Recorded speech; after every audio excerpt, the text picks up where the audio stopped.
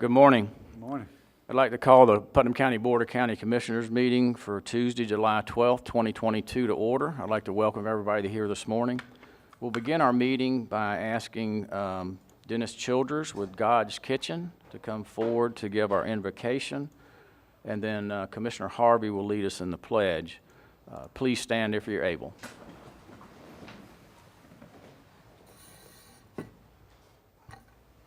Let's pray. Father, first of all, we praise your name that we live in a country where we can actually pray before a meeting. And Father, I pray as we have the meeting today that your guidance will go through and people make decisions based on the people and what the people need. Father, I pray as this meeting continues that it'll continue in peace. But Father, we thank you for the controversy that we're allowed to have in our country, where we can have other opinions and agree to disagree. Father, help our leaders. We pray for this government here. We pray for our city government. We pray for our state government. We pray for our federal government. Father, as they try to lead our country, Father, thy will be done. Bless us this day, Father, and thank you for what you've given this county. In Jesus' name, amen. Amen. Join me in the pledge. I Pledge allegiance to the flag of the United States of America and to the republic for which it stands, one nation under God, indivisible, with liberty and justice for all.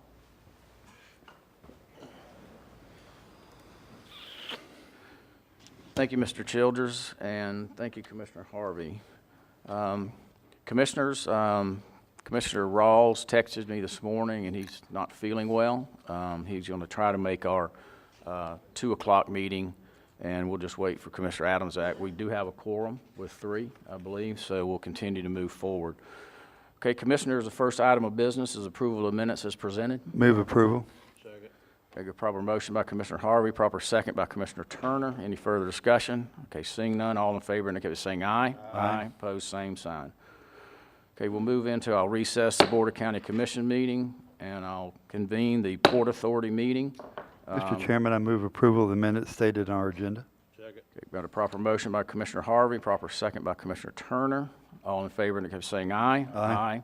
Opposed, same sign. We'll open up for public comment. At this time, any individuals wishing to make public comment on Port Authority items? Okay, seeing none, we'll close the public comment portion and go down to general discussion. Commissioners, any general discussion or topics? I have none.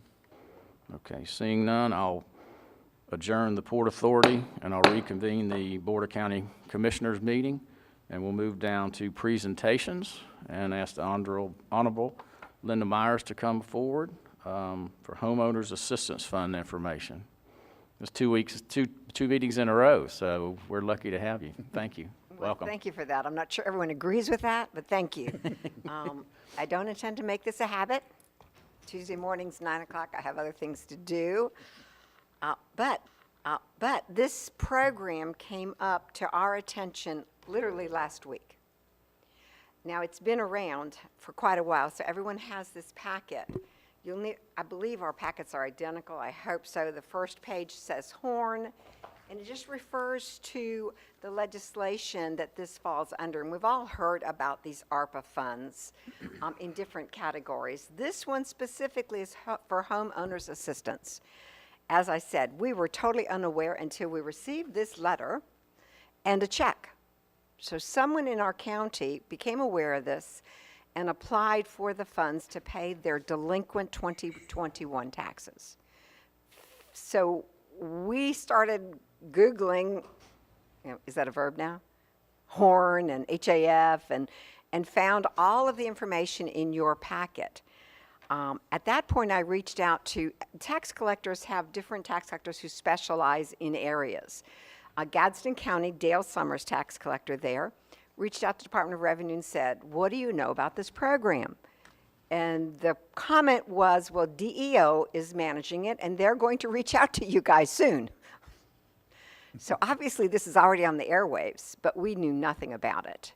So we have a tentative meeting on Thursday with DEO and the Department of Revenue, because the Department of Revenue is the oversight for the property taxes. So we have a tentative meeting set up on Thursday to look at how this is going to be implemented. But as you can tell, originally, if you go to frequently asked questions page, on the back side of that, What I want to stress is, who can do this? There's only 3 criteria. They are, must have experienced a financial hardship due to COVID. Now, it could have been before COVID, but it had to continue during COVID, and the dates are on that. Must be a Florida homeowner requesting assistance for primary residence. So some people said to me, well, why didn't they just say homestead? Because quite honestly, we have a lot of folks who don't even understand they could homestead their property. So I'm really appreciative that they made this broader. We sometimes have folks come in who are find themselves in terrible situations, can't pay their taxes, and we review them. They've lived there for 10 years and they've never homesteaded. As you know, that's such a benefit to them. So we, of course, get with Tim Perker's office and we get that organized. But I love that they made this broad enough to include those folks because, in fact, those are the people perhaps who need this the most. And the third criteria is you have to meet an income need level. So as I read it, it's just rather interesting. 150 or 100% of the median income of the United States or your area median income, whichever is larger.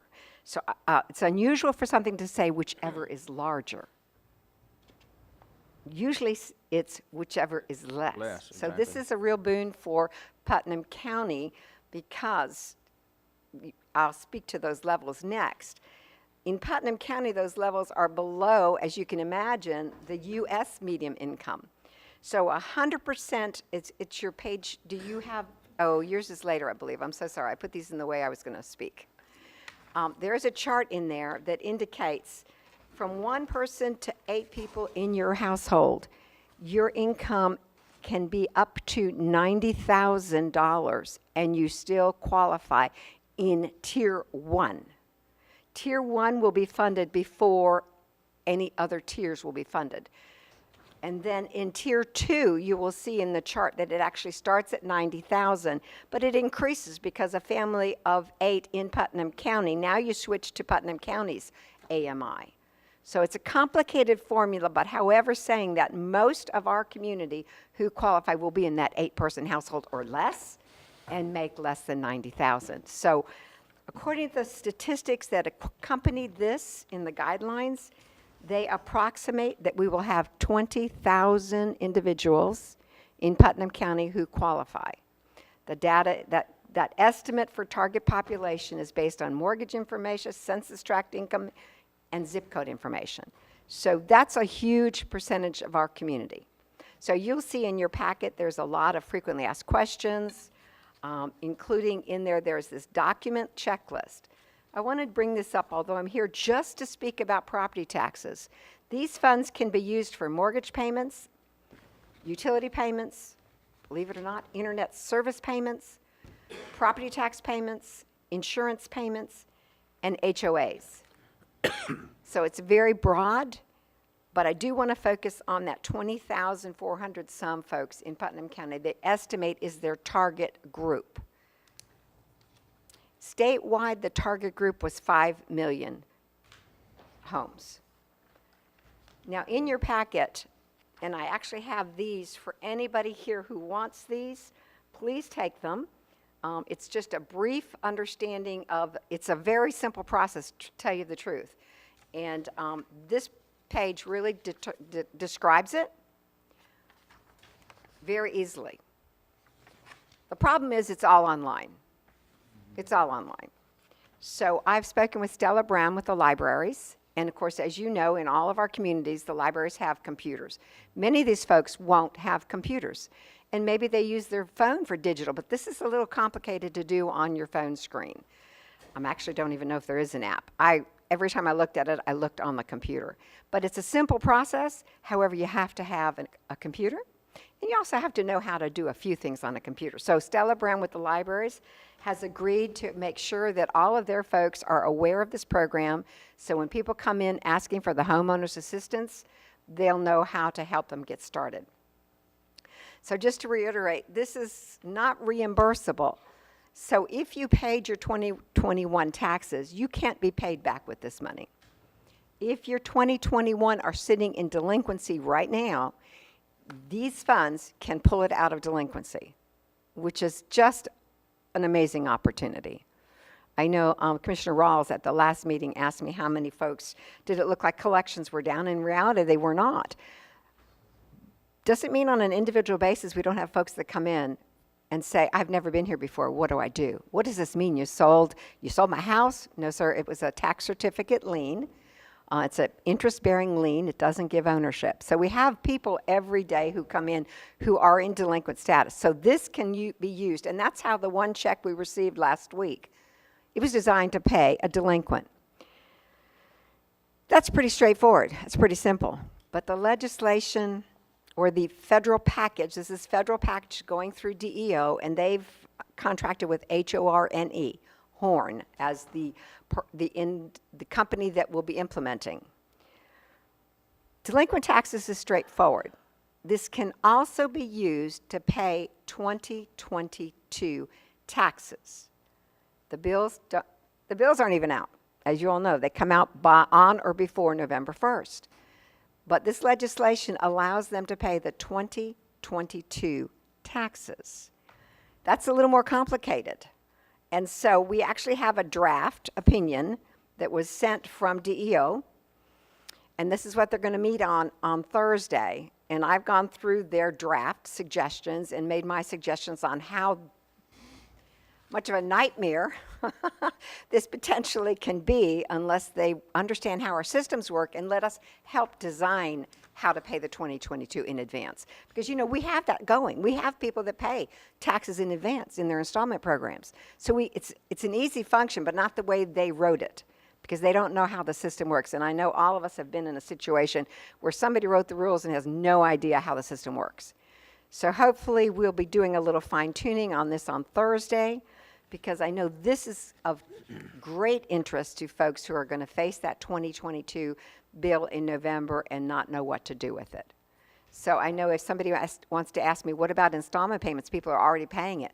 I don't know the answer. That's one of the questions. They don't deal with that. That's one of the questions we need to say to DEO. It's a little more complicated than you understand, and there's 67 counties. So let's work this out. So I don't know the answer to that. I would assume they qualify, but we don't know how to make that work. So I look forward to more information to you all later on the 2022. Not a hurry for that, more a hurry for our folks who are in delinquent status right now, for them to be aware these funds are there, they're simple, you apply, and either they say yes or they say no. There is an appeals process if they say no. With that, I believe I've covered this amazing topic. Okay. You know, I like to say sliced bread a lot. This is better than Okay. sliced bread. All right, My thank other you. statement that you all don't know is if the federal government gives you a break, take it. This is one of those breaks. We all need to know that we have 20,000 people potentially in our community who qualify for this, so we need to share that. And that's why I gave all of you the big packet, so you can talk to people. I know you get these phone calls. What am I going to do? So hopefully you'll have the information. If you need more from us, please let us know, and direct them to libraries if they don't have access to computers or a teenage kid to help them. All right, okay. All right, Linda, thank you. Commissioner Harvey, you have a question? Thank you, Mr. Chairman. Honorable Myers, let me ask you a couple questions that Please. maybe you can ask on Thursday when you have your meeting. Yes, sir. What is, I think we need clarity on what's an experienced financial hardship. You know, I think that needs to be cleared up. that I'm sure is defined by the federal government ARPA funds. Okay. Yeah. I think I looked at the registration, I put my stuff in, I looked at the registration, put my name in, and the question is, how are you impacted? And it's just you write a little paragraph or a sentence, how you were. Now, I'm guessing that they will be looking at that and saying, I mean, some of them are obvious. Right. You lost your job, you've been out of work. The school's closed. You're out of work because you had no daycare. I mean, some of those are obvious. Are there more that are not quite as obvious? I'm sure. Okay. I'm sure, but I think you're right. We'll make sure to ask them that, Commissioner Harvey. And my Can you second help question us? is- Because that's a stumbling block for folks. They don't know, and they don't want to do this if they don't qualify. Right. But again, it's a simple step. It really, I don't think it takes 5 minutes once you're on the computer. My second question is, how much money is DEO holding in the state of Florida from federal government? 670 million. It's almost $1 million per county if you look at it like that. Yes, you could. And also the maximum more than that. in the frequently asked You said questions. 670 million. That would be a lot more. That'd be It is, 10 actually, million- now that you've $10 done that million math. dollars per county almost. But There's 67 counties, so if you're looking divide at- that in there, there's a lot of money. 100 million? All right, good. Thank you. Thank you, Mr. Chairman. Commissioner Turner? Thank you for bringing that to our attention, Linda. Those are, Ms. Myers, excuse me. I have a couple of questions, and I'm not sure if it would, if you would know the answer to this or not. First, I'd like to ask that we get Sam Sullivan involved in this. He's our grants guy and what have We've you. talked, Sam and I. Him try and find out, what's going on, and I'd like to know things such as does any portion of this, like when the CARES money came out a while back, you could use part of the CARES money to get an outside person to help with this, because obviously if this really catches on, it'll take somebody a lot of time to do it. I So, see. and I think before we used United Way to do some of our CARES distributions or whatever, so I was wondering if this allows for any of those fees to be paid. And could we get somebody to help us administer the program where we could reach a lot more people? Because I agree with you 100%. This is a great program, it looks like. And at this point, we would just, if somebody was to ask about this, we would just ask them to contact the library, or, I mean, you don't want to be the front Well, for this, do you? I mean, the front organization at this point, or? we don't have access to computers for them. We don't mind answering questions. There are phone numbers on here, and there are like 10 sites. And is Sam here? Yeah, he's back Yeah. in the back corner back there. Okay. So I love that you want to be proactive, because it's not just taxes. As you can see, it's a myriad of opportunities. So I'm going to suggest that we let Sam be the expert. I love being proactive. I think that what we need to Thank do you. is get Sam involved for sure, because that's part of what he does for us for sure, but I don't know that he would be the absolute front man, but he could try to identify ways to make this work within the community by finding out, number one, could we be reimbursed by this program if we set somebody else up to do it, like the United Way or somebody similar, and get the program going, because I'm with you. I think this is a great program, and so So let's take advantage. Let's get our try to 20,000. figure out the easiest way to make it work. Thank you. I agree. And I'll chit-chat with Sam on my way out. Good deal. Anybody else? Yeah, that's what I was thinking, is who's going to be the point person and who's going to take care of it, because like with the CARES money, it took quite a team to try to, distribute those funds and to get the applications and everything, so. I do think that in general, this is designed a little bit like the PPP cabbage funds. It was simple. A small business just goes online. If you Google it, I told every small business person I know, Google cabbage, PPP loans, and they had no problems making it work. I think the onus is trying to be put on the individuals, but commissioners, I think making sure that we have a point person that's spreading this information, and it is not difficult. It really just asks your name, why you think you qualify for, and what your income is. And then it delves deeper, and if you look at the frequently asked questions, it talks about those things. What if it turns me down? What do I do next? And there's actually a 33-page guideline to filling out the online. And I say, don't go there. It's more complicated than going to the application. Well, before, I think what we did was we actually had people lined up. The Chamber of Commerce had people that did it, helped with that one, and also like I mentioned earlier, the United Way helped with it also. And so if we could get agencies on board to help with some of this that are set up for this type of thing, it may be that we would just say, well, you need to contact so-and-so, and they will help you with your application. Because quite frankly, if the instructions are 33 pages long, that's very, very difficult for a lot of people to try to figure out how to do it. And that's why I would not go to that page. That's a separate little guideline for filling out the application. I literally took me less than 5 minutes. Put my name in, my address in. Why did you suffer from COVID? What's your income? How many people in your household? I don't believe there's more than 10 questions in the first application. However, I was speaking with Lee from the Regional Council. That's another entity that has affordable housing issues, a committee. They may be interested in pursuing collaboratively with all their counties. But thank you for wanting to take this to the next level.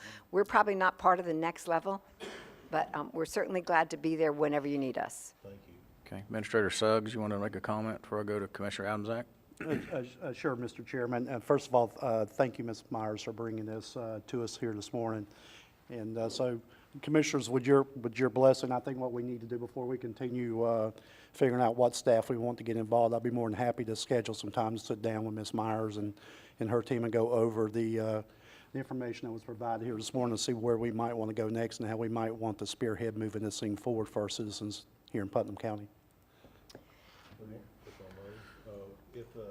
because it's about that subject, if Sam, once you get Sam on board with it, if that's what the next step needs to be, then that's fine, but I think that you're gonna find that once he gets on board, he can come up with some solutions for us or whatever. I don't disagree with that. Let's sit down. I'll be more than happy to sit down with Ms. Myers and let's go over this so we can figure out what our plan and what our process needs to be.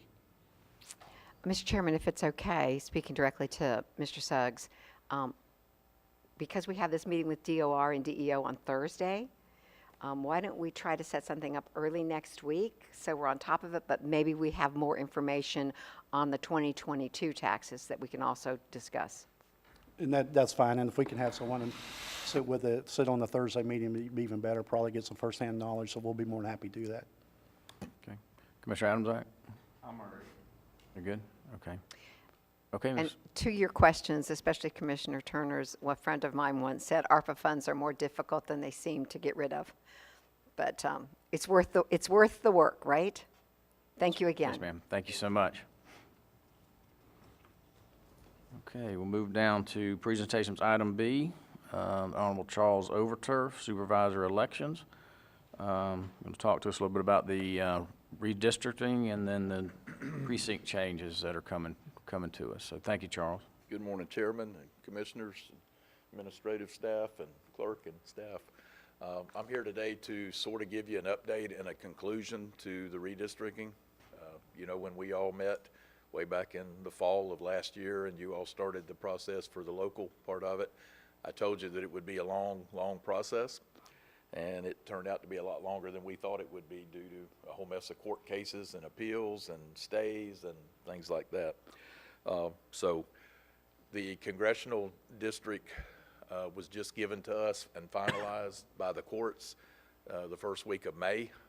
So that is what has taken us so long to try to get everything else in place, because we can't do one part, you know, without having it completed, the whole thing. And then we did get state Senate seat and state House seats after the legislature met, and we were fortunate that the maps that they passed for the state were not challenged in court, which was a surprise to all of us. So that one we got right at the first week of April, so we were able to start working on that.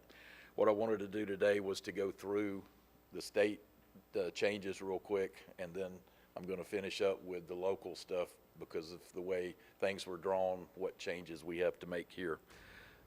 First one is, you all knew we were in Congressional District 3. It used to be Ted Yoho's seat, one of our residents here in our county, and of course he retired, and then Kat Kamek got it, and then we were in her district for the last couple of years. The major change that happened in that was the governor's office and the legislature got involved. They passed different districts. You all know that the governor vetoed it. It went to court, and finally, like I said, the first week of May, they decided that the governor's map would be the one that we would undertake for this year. So that moves us south and east toward the ocean, so to speak. We are now in Congressional District 6, and the incumbent down there is Matt Waltz. He will be on the ballot because he has drawn an opponent. So those of you that are registered Republicans will see that on the ballot here in about 5 weeks. So we have our say-so about that part of it. I will tell you, and just as a caveat, the courts have not 100% ruled that this is the way it's going to go. So I fully expect that sometime after the November election, it'll go back to court, and there's always the chance that someone will overturn that because of the way that the congressional district was drawn out of Jacksonville. Those of you that lived here like I have all my life, you know that I call it the Corrine Brown District that used to run from Jacksonville all the way down to Orlando, and we were included. And then in 15 and 16, they said that was unconstitutional, and then they moved that district from Jacksonville all the way past Tallahassee. That district is the one that is now back up. The governor has made it more concise, but because of it, there is some racial connotations that it is a hindrance to minority representation, and so it won't surprise me if that one is readdressed. I'm not saying it'll be overturned, but there's a chance that come next year we will be looking at redistricting again for congressional seats before the 2024 election. They won't have special elections, they would wait. So just want to give you that as a heads up, possibly. Moving to State Senate, again, we got moved. We were with Keith Perry and had been for several years. We are now, having been moved eastward toward St. Johns County. We're in District 7, and the incumbent there is Travis Hudson. Again, he has drawn an opponent, so he will also be on the ballot come in a few weeks. Let me go back on one thing, just to give you an idea. Congressional districts are approximately 770,000 citizens. And of course, all of that comes from the census that we completed, or the government did, back in 2020. So a Congress seat is 770,000. A state Senate seat is about 550,000 residents. So you see, you know, and here we are at, I think Mr. Harvey gave it last night, about 73,000 or 74 in your speech. So you see, we're just a small rock in a big pond, so to speak, when you think about 770,000. And then you come down a little bit to the 541,000, and you say, okay, we're a little bit bigger, but still not a huge amount. But that'll be the district that we are in with Travis Hudson as the incumbent. The third one that's statewide, of course, is our House district. Again, the numbers changed. We still have Bobby Payne as our hometown representative. His district has now been renumbered to District 20 instead of 19. So we, of course, have to let our voters know that part of it. His district is roughly 175,000. So if we rounded our numbers off to 75,000, so we're a lot bigger, you know, part of the game, so to speak, in that one than we are in the other two. Just to give you an idea, his district includes all of Putnam County. It includes now part of Marion County, all the way through the forest, and down to almost Silver Springs, Citra, Fort McCoy. All of that area is in his district. He used to have Union and Bradford County, and of course that all was taken away when they moved it. You go up to Clay County, and it comes up through near Camp Blanding, almost to Middleburg, so it is still north of Green Cove Springs. And then you come across to 16 into St. Johns County, and then it comes down US 1 to the end of Flagler County, and then back over to Putnam. So it's a totally different geographical area than Representative Payne has been before, and he is also on the ballot, of course, in August here, and does have an opponent. That particular one is a universal primary, so in other words, the only two people running are both Republicans, so that allows everybody that's a registered voter in all of those areas to vote, so Republicans, Democrats, and independents. And again, that race will be over in August, so we'll know for sure who our representative is there.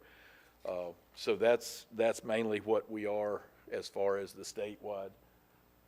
I'm gonna let Jennifer, I've got a couple of maps, and I'll let her get that ready for us with the redistricting for Putnam County.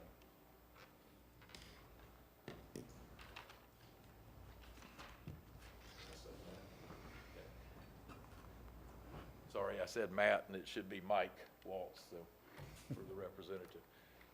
You all started working on this with the help of the consultants way back in September and October. And you drew the districts the way you believed that they needed to be. As she's bringing this up, I'll go ahead and tell you what happened with the way that you all drew the districts. We have had to add 3 new precincts. Unfortunately, a county commission cannot, a precinct cannot be split by 2 county commissioners. And unfortunately, you did that in 3 different places, so we do have 3 new precincts that have to be created. We were able to get rid of one out in Barton because of that polling, or that precinct didn't need to be split, so we reduced 1. So we've had a net gain of 2 precincts in the county. So instead of 35 precincts now, we have 37. We did go ahead, since this is a redistricting year, we did go ahead and renumber our precincts. So Commissioner Pickens down on the far end won't see any changes in his, because we always start at the south and move our way up. So all the precincts matched up really well till we got to Ballstwick and Barden, and then we started reducing precinct numbers. So it'll go 1 through 37 in the county, so it'll be a little bit easier for us to remember.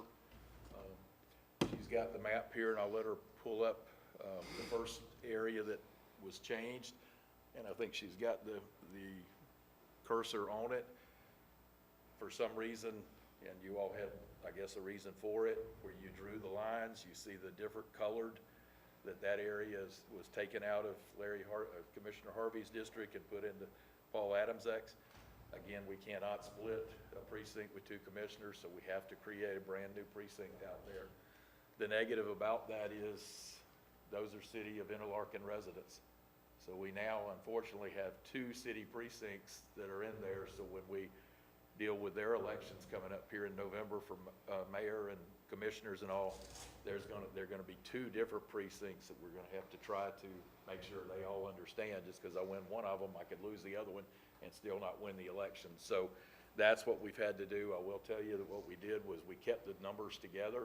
So in Interlaken, 18 and 19 are the 2 city precincts to help me remember and the voters out there remember. And then 20 and 21 are the precincts that have always been there. We are fortunate that because it's so close, we will be able to put a 4th precinct voting at the community center that you all helped us get several years ago, the Interlaken Community Center. And so that's going to be a benefit, that at least everybody will be still voting at the same place. It's just going to be, some of those residents are now, in a different precinct, but they're still in the city limits there in Interlaken. So that's, again, one of the changes. Moving over here to the other 2 that we've added.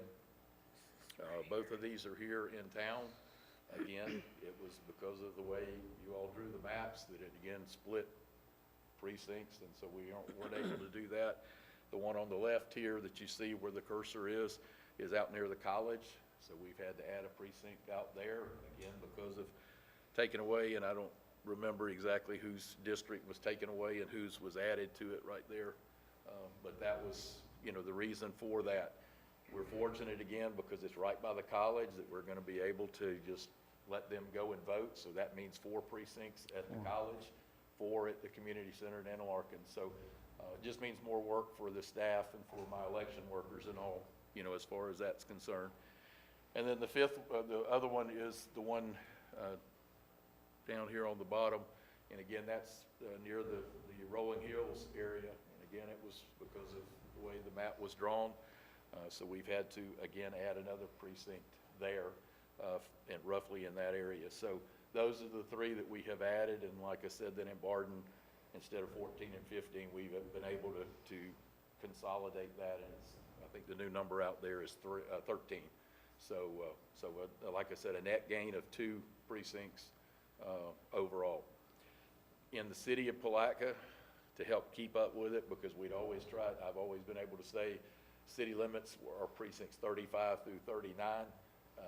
Now it's going to be 31 through 37 because of the adding of the couple of extra precincts. So again, when we deal with city races, like we've got the mayor's race coming up here in just a few weeks, we know that only those residents that live in those precincts are in the city limits, and that those are the ones that, will be able to vote for that particular race. Last area I'm going to mention is that we did have 2 polling locations that we have moved due to workers that we needed a lot of help with. I want to say first a big thank you to administration, to emergency management. They have let us use the Satsuma Fire Department for several years down there. Our problem was that those bays are meant for fire trucks and stuff like that, not necessarily for air conditioning. And if you've been like I have on election day in August and you walk down there and you see the sweat coming down, those 14-hour days are long. So we decided now was a good time to try. So we're going to move around the corner about a mile to the Hope Lutheran Church. It's already been set up. We've already had a training down there, and I think it's going to work really well. We've gotten with the sheriff, and he's going to let us use 2 of his big signs to changeable the weekend before to, again, let people know that we have moves. So, anybody that lives down in that area, there is going to be a polling change, but it's only, like I said, about a mile away.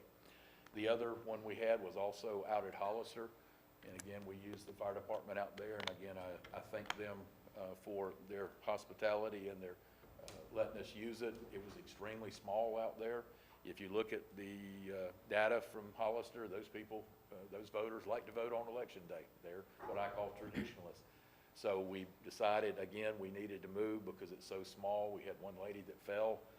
Luckily, it didn't hurt her too bad, but we've had some issues there. So we're going up the road to Hoover Road, so it's about a half a mile up the road, and then turn right and go down to Dunham Woods Baptist Church.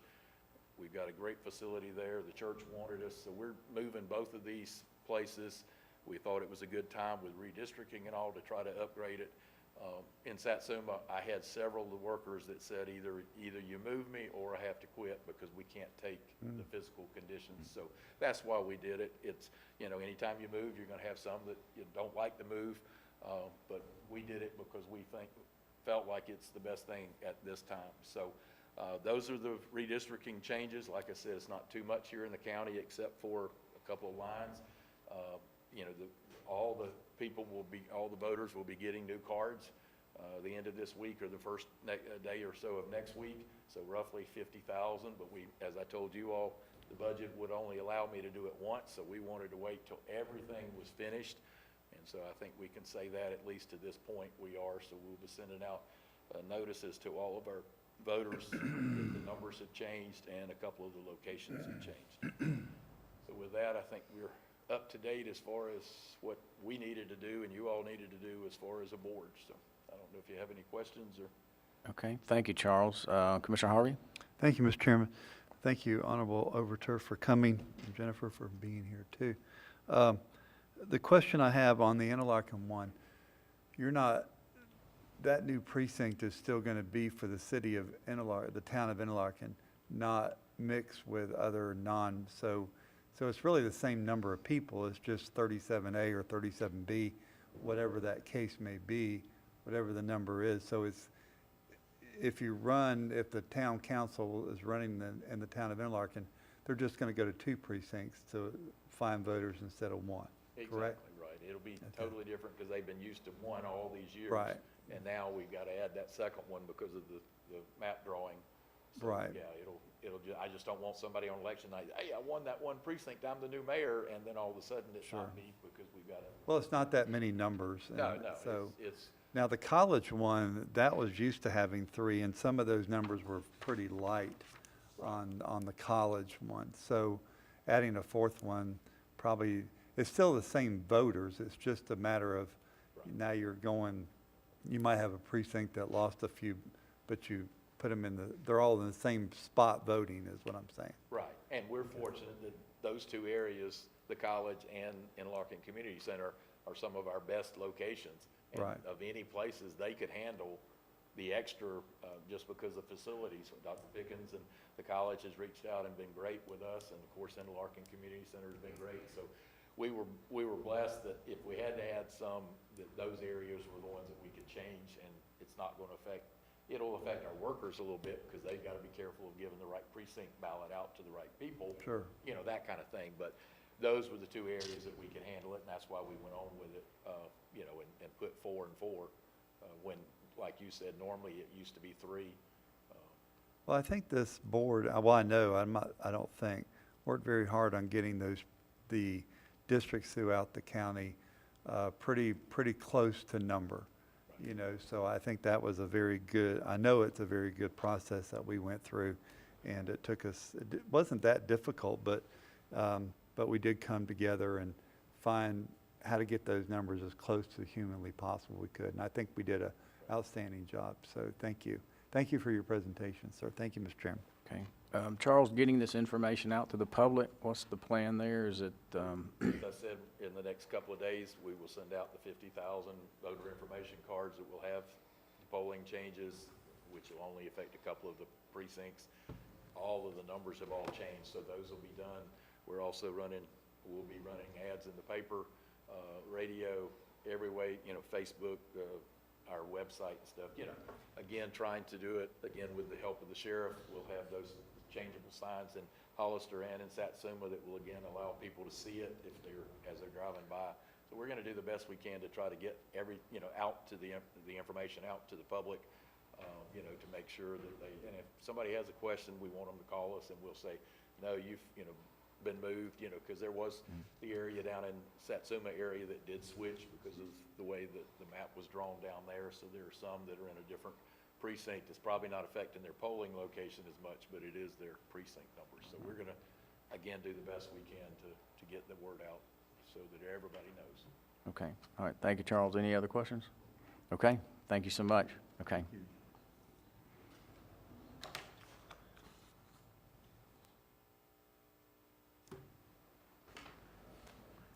Okay, Commissioners, will move down to public comment on agenda items. This portion of the agenda is designed to allow citizens an opportunity to bring matters to the attention of the board. It's not reasonable to expect the board will engage in debate or deliberation about matters on which the board has received no prior information. Please limit your comments to 3 minutes. Or any individual wishing to make public comment on agenda items? Okay. Seeing none, we'll move down to the consent agenda. Commissioners, any items you would like to pull? Commissioner Adamzak? D and E. What was that number? D and E? And E was the second one? Yes, sir. Okay. Commissioner Turner? I have none. Commissioner Harvey? I have none. And I have none. Mr. Chairman, I'd like to make a motion that we approve items A, B, C, F, G, H, I, and J. Second. Okay, got a proper motion by Commissioner Harvey, proper second by Commissioner Turner. Any further discussion? Okay, seeing none, all in favor indicate by saying aye. Aye. Opposed, same sign. Okay, item D, Commissioner Adamzak. I'm just pulled for consistency's sake because I'll be voting no. I've already hashed out the reasons 50,000 times. Okay. So there's no reason to continue that today. Yep, same on both, Commissioner. Yes, sir. So I move that we approve D and E on the consent agenda. Second. Okay, we've got a proper motion to approve D and E on the consent agenda by Commissioner Turner and a second by Commissioner Harvey. Any further discussion? Okay, seeing none, all in favor indicate by saying aye. Aye. Aye. Opposed, same sign. Aye. Okay, 3-1 with Commissioner Adamzak dissenting. His was louder, does that count?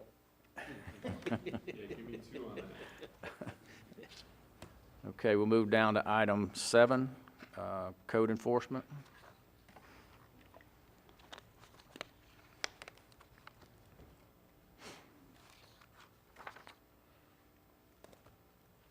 Okay, welcome Mr. Thomas Moore. We'll start with fine reduction request, code case 2010-00891. The address is 143 Highliner Road. Property owner's name is Mad Assets.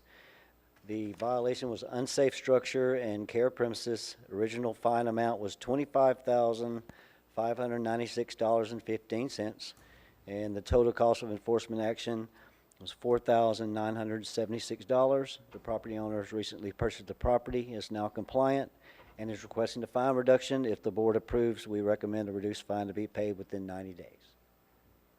Okay, any questions of staff?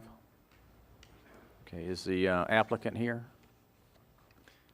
Mr. Chairman, I make a motion that we approve staff recommendation of $4,976 if paid within 90 days.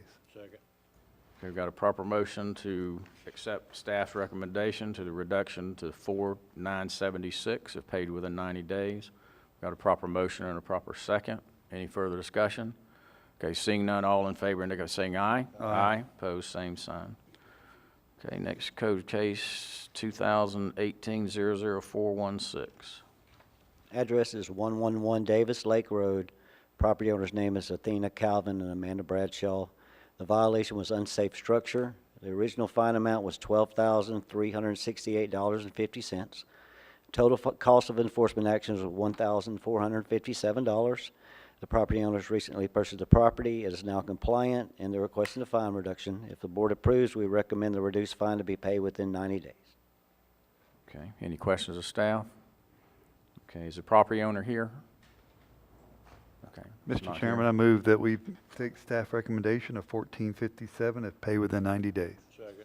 We've got a proper motion to reduce to $14.57 if we paid in 90 days. Proper motion or proper second. Any further discussion? Okay, seeing none, all in favor, indicate by saying aye. Aye. Opposed, same sign. Thank you, Okay, Commissioner. thank you, Mr. Moore. Okay, we'll move down to item 8. Honorable Matt Reynolds, Clerk of Court. Good morning, Mr. Chairman and Commissioners. I have nothing to add this morning. Thank you. Okay, we'll go down to appointments, and I'd like to appoint, this is a at-large position for Animal Control Advisory Board, Ms. Linda Gillen, to that position, which is, I want to nominate her. Yeah, can I, as chairman? Yeah. Okay, so I'd like to nominate her to replace Jenny Oakwood. What's her name again, sir? Linda Gillen, and she has filled out her application on. Mr. Chairman, I move that we approve Linda Gillum for the at-large Animal Services Advisory. I'll second it, but I don't think we've got to just nominate an at-large. It doesn't need a second, and then we just vote on the nomination. Okay, we got a proper motion. All in favor, any further discussion? Okay, all in favor, indicate by saying aye. Aye. Opposed, same sign. Okay, appointments, Commissioner Harvey, I have none right now, sir. Commissioner Turner, I have none today, sir. Commissioner Adamzak. I have none today. Okay, we'll move down to item 10, public comment on miscellaneous items. This portion of the agenda is designed to allow citizens an opportunity to bring matters to the attention of the board. It's not reasonable to expect the board will engage in debate or deliberation about matters on which the board received no prior information. We please would like you to fill out a comment card, which is at the entrance and the exit of our board meeting room, and then give them to Ashley over to my left, your right. Please limit your comments to 3 minutes. First speaker is Casey Williams.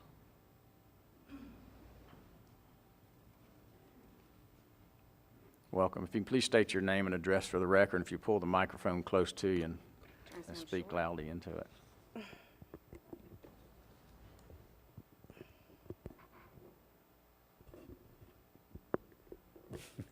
There you go. Okay.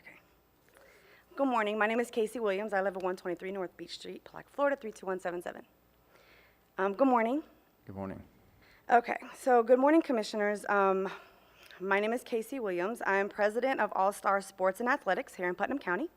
We cater to the youth in the community, attempting to build up the youth through mentorship, sports, coaching, recreational activities, and environmental changes. Today, I come before you to honor one of your very own commissioners. This commissioner made it his business to promote the organization through sharing our activities online, commenting on our successes, and even contributing to the organization. This specific commissioner is special to us because to believe in someone in the beginning before an organization has proven itself says so much about a person. There's an old saying that says, people will meet you at the finish line, but they don't want to run the race with you. It is with honor and appreciation that we present the Certificate of Appreciation to Paul Adamzak for his donation to the organization and his continued support to the youth of our community.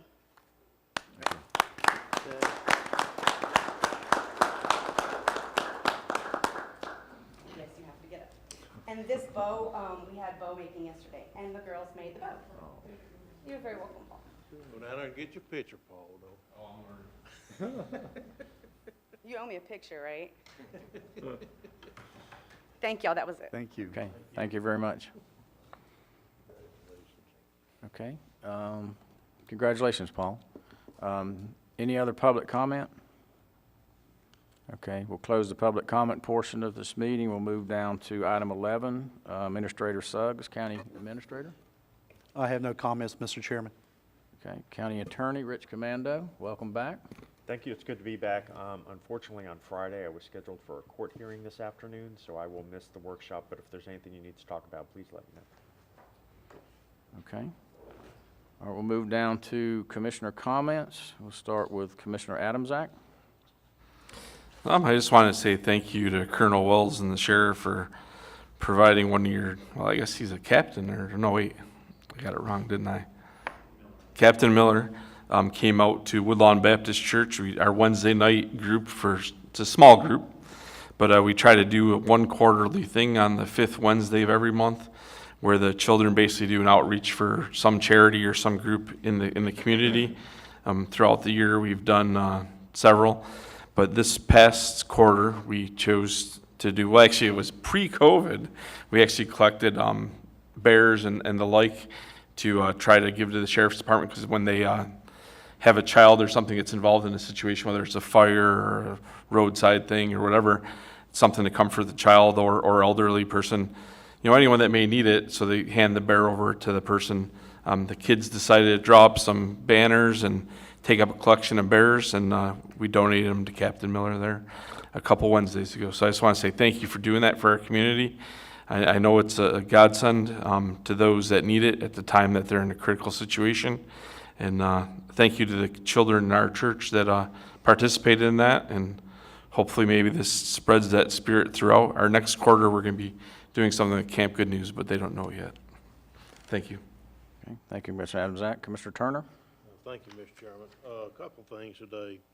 Can y'all hear me with this microphone better? Better? Okay. My regular microphone broke, so they gave me this one.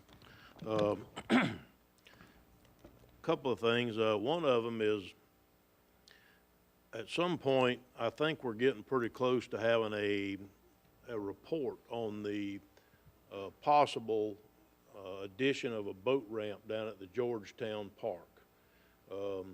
I would also like to get the commissioners to agree to us reaching out to DOT and asking them, is the property available just this side of Dunn's Creek? Mm-hmm. We talked to them a couple of years ago about possibly putting a boat ramp in during the construction of that bridge, but they basically bluntly came back and said, we don't build boat ramps. So they needed this piece of property that they have there in order for laydown and construction and what have you. So I would like the authorization to have staff reach out to DOT and possibly other commissioners if they want to find out, now that that bridge is complete on construction, would they be interested in turning that three and a half or so acres of land on that side that the canal butts into to turn into a boat ramp for the East Plaque area. It would give us 3.5 acres, obviously, of parking and facilities and what have you. So I would like permission, if the commission doesn't mind, for staff to reach out and see if that's even an option or not. I think that's a great I idea. think it's a great idea. Okay. The other thing is, and I'm not being critical, so don't take it like that, because I think Rich was gone for a while, and then Mr. Tilton was gone for a while, and so could we try and make it a priority to get together or have a conference call or something and discuss the agreement that we want to make over the gasification thing at the landfill? If it works out, the next step was to try to come up with an agreement.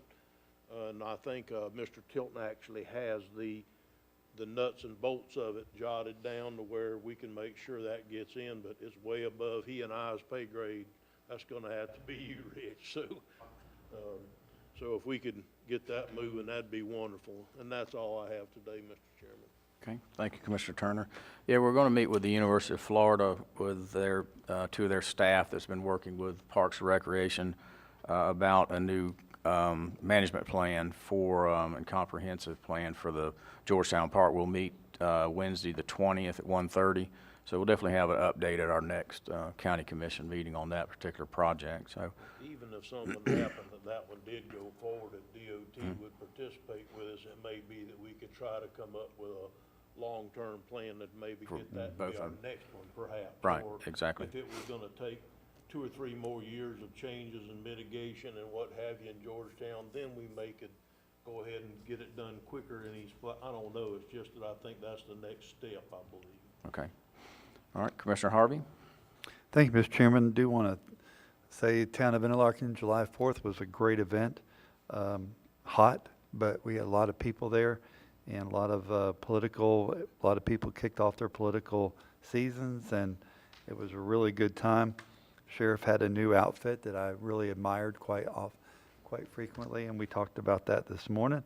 Our own Matt Reynolds came out and was involved in the Battle of the Barrels, and our famous reporter, Sarah, even took an opportunity to almost squirt people with the water hose. She missed them a little bit, but the kids had a great time playing in the spray, and it's just a wonderful event out there, and had a really packed firework.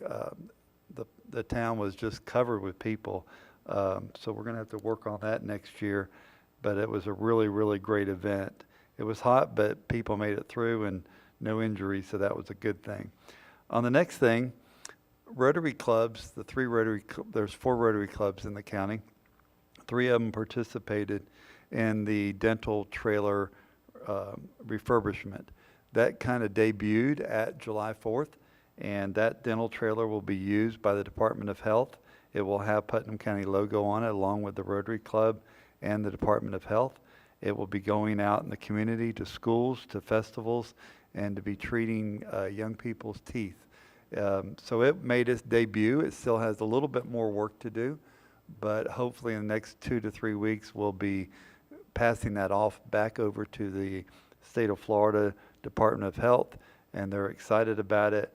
And yes, it went over budget, but we're working on a fix for that, so that's not a big deal. But it is really going to be something that the community can be very proud of, and it can serve our young people very well. So look forward to that, and I'll let you know as soon as we're ready to debut that. Thank you, Mr. Chairman.